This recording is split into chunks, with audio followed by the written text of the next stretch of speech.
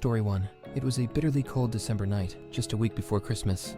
My family always spends the holidays at our summer house in the Hamptons, New York. This time of year, the Hamptons are unusually quiet, as many of the wealthy property owners have multiple homes elsewhere in the country. My dad and I arrived at the Hamptons house first, before the rest of the family. My mom and sister were still working, but my dad was retired, and I was on winter break, so we decided to get there early. The house has separate bedrooms for all of us, situated on a peaceful dead-end road. After my dad turned on the heat and water, I brought my PS3 to my room and spent most of the first day gaming. That night, a heavy snowstorm hit, which is why we had come early, to avoid the treacherous road conditions that would follow. The next morning, I found a strange snowman in our backyard. It had 2 stick arms, raised up, and a carved face with a smile. My dad assumed neighborhood kids had built it as a prank, so we didn't think much of it. However, the next night, an even creepier snowman appeared right outside my bedroom window, this one with an angry frown. I was terrified and alerted my dad. He went to speak with the neighbors the next day, but their house was empty. For days, nothing else happened, until Christmas Eve. That night, someone knocked on our front door, pleading to be let in because they had no one to spend the holidays with. My dad refused, and the person left. On Christmas morning, we found a note on our door saying the snowmen were built for the boy in the house by someone who was hurt and alone. We realized this person was likely mentally unstable and potentially dangerous, even if their intentions weren't overtly hostile. It was a deeply unsettling end to our holiday. Story 2.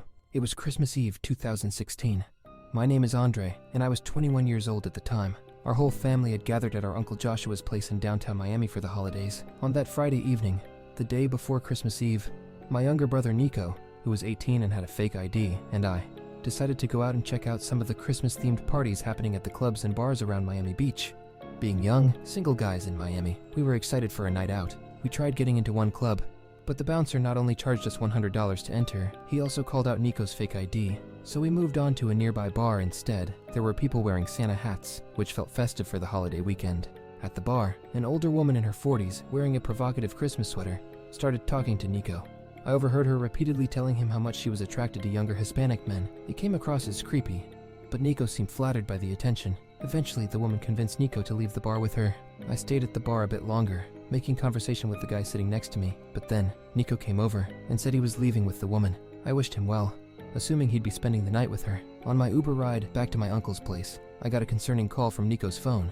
I heard commotion and yelling in the background, but the call disconnected before I could get a clear sense of what was happening. I tried calling Nico back several times, but the phone was answered by an older man who said he had found it on the sidewalk. Then I heard Nico's voice screaming for help before the call cut off again. Panicked, I asked the Uber driver to pull over so I could call the police. I explained the situation to them, and they came to my uncle's house to get more details. My dad and I then went with the police to the bar to retrace Nico's steps. While we were there, Nico called me from a stranger's phone. He was out of breath, explaining that he had been kidnapped but managed to escape. We rushed to his location and found him beaten and robbed, his belongings stolen. Nico recounted how the woman had lured him into a car that turned out not to be an Uber, where 2 men were waiting to abduct him. They had threatened him and driven him to a remote area, but he was eventually able to break free and flee. He said they would kill him and dump his body somewhere if he didn't escape.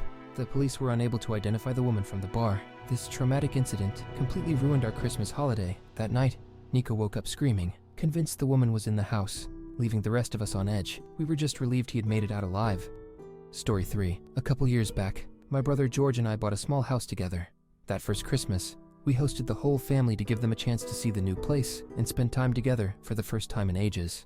It was just the 2 of us, our parents, our aunt and uncle, our cousin, and our sister with her 2 kids. Our sister and her family, including their dog Mika, came early to help with the cooking and preparations since they lived 2 hours away and would be spending the night. The rest of the family lived less than an hour away, so they wouldn't be staying over. Not that the house had much extra room anyway. During the Christmas dinner, we briefly discussed some recent murders in the area where bodies had been found in the local woods. But our mom and sister wanted to steer the conversation away from that heavy topic for the sake of the holiday and the kids. After the meal, we all relaxed in the living room, sipping wine and watching a Christmas movie. As the night wore on, the family gradually left until it was just my brother, my sister's family, and my girlfriend, who came over after 10 p.m. to spend the rest of the night with me. Eventually, we all went to bed, but around 2 a.m., my girlfriend woke me up.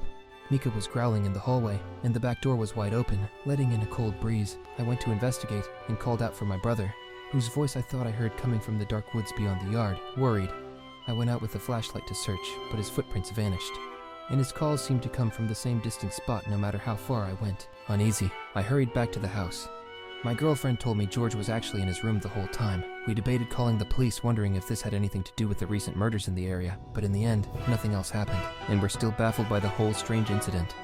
Thanks for joining me on this spooky journey through Christmas horror stories. If you enjoyed the chills and thrills, don't forget to hit that like button and subscribe for more terrifying tales. Stay safe this holiday season, and remember, some stories are better left untold.